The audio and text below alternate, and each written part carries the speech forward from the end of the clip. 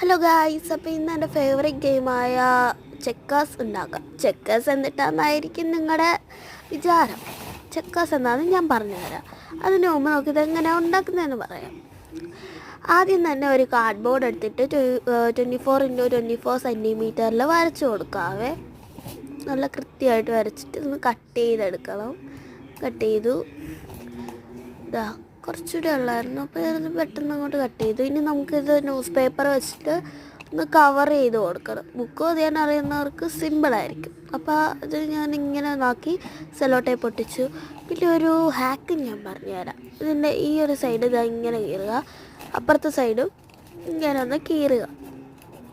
ഈ കീറി കൊടുത്ത സൈഡില്ലേ, ഇതിൻ്റെ ഉള്ളിലേക്ക് ഇങ്ങനെ ഒരു സൈഡ് അങ്ങോട്ട് ഉള്ളിലേക്ക് കയറ്റി വെച്ച് കൊടുക്കുക.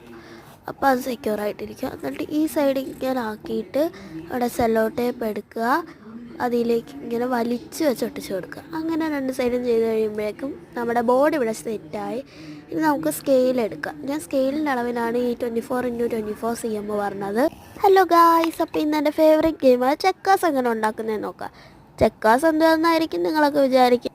ചെക്കേഴ്സ് ഒരു ഗെയിമാണ്, അത് കളിക്കേണ്ടത് എങ്ങനെയാണെന്ന് പിന്നെ പറഞ്ഞുതരാം. ഇപ്പോൾ നമുക്ക് അത് ഉണ്ടാക്കുന്നത് എങ്ങനെയാണെന്ന് കാണാം.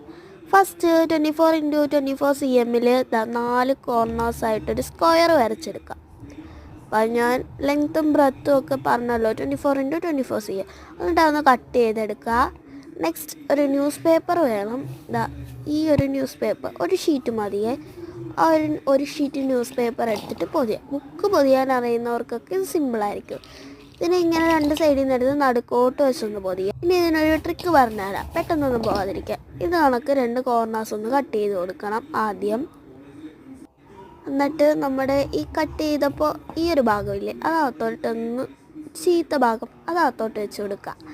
എന്നിട്ട് ഈ ഭാഗം ഇങ്ങോട്ടൊന്ന് ഫോൾഡ് ചെയ്തിട്ട് നമുക്ക് സെല്ലോ ടേപ്പ് ഒട്ടിച്ച് കൊടുക്കുക. സെല്ലോ ടേപ്പ് ഇല്ലെങ്കിൽ എന്താ, പശയായാലും മതി. എൻ്റെ ഇപ്പോൾ സെല്ലോ ടേപ്പേ ഉള്ളൂ, അതുകൊണ്ട് ഞാനത് ഒട്ടിച്ച് കൊടുത്തു. ഇനി നമുക്ക് ഇതിലേക്ക് പാറ്റേൺ കണക്ക് പാറ്റേൺ പേപ്പേഴ്സിലൊക്കെ പാറ്റേൺ വരയ്ക്കും.